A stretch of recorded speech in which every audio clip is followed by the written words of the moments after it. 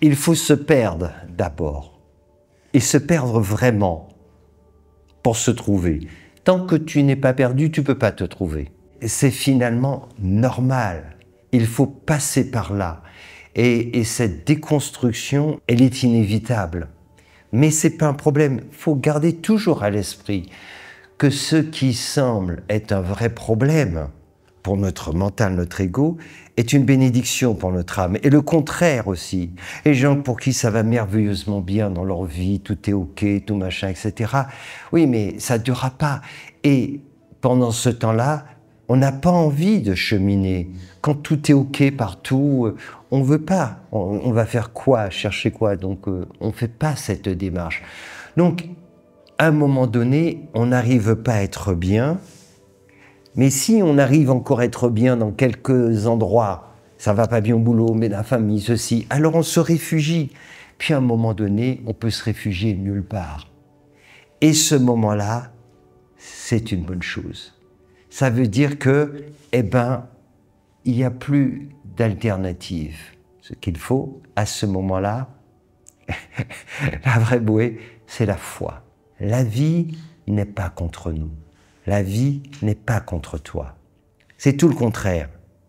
Et plus on est dans cette démarche spirituelle, plus la vie, comme je le dis souvent, la vie conspire en faveur de toutes celles et ceux qui veulent s'éveiller. Mais cette conspiration, elle n'est pas là pour nous faire en sorte qu'on soit mieux dans notre personnage social. Tiens, je vais arranger ceci, Non, c'est tout le contraire. Il y a une densification, il y a une intensité des galères, des problèmes. Mais ce n'est pas un problème, c'est la solution. Pour que tout cela crée le bing bang et se lâcher prise. Et qui fait qu'à ce moment-là, on réalise, mais où est le problème? Les problèmes dont on parle concernent qui? Concernent les personnages dont on a parlé. Mais en quoi suis-je obligé de m'identifier à tous ces personnages? Sans la foi, on ne peut pas y arriver.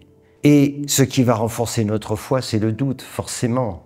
Et l'obscurité, quand elle est bien dense, qui va donner de l'éclat à la lumière. C'est comme ça. C'est pour ça qu'il faut garder à l'esprit cette petite musique qui nous dit « La vie n'est pas contre nous ».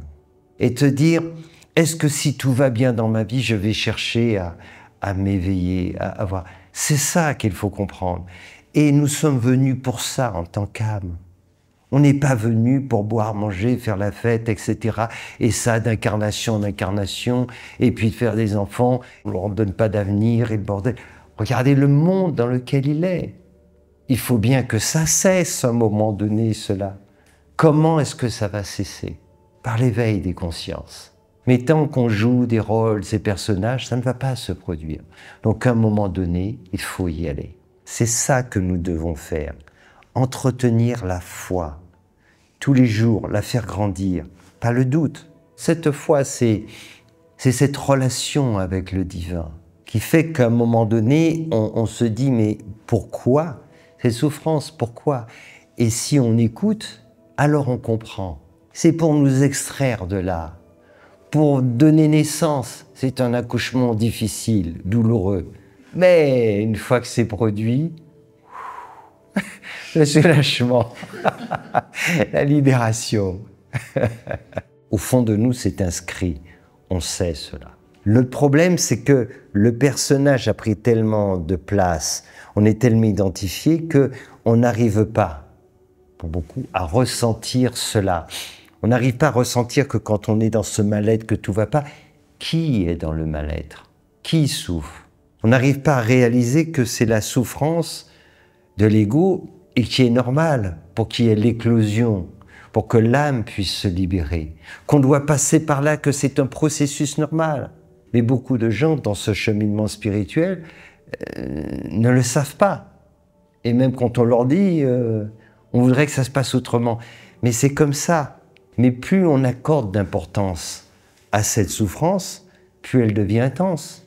Mais si on y accorde moins d'importance, si on se tourne vers la lumière, vers notre âme, alors c'est autre chose.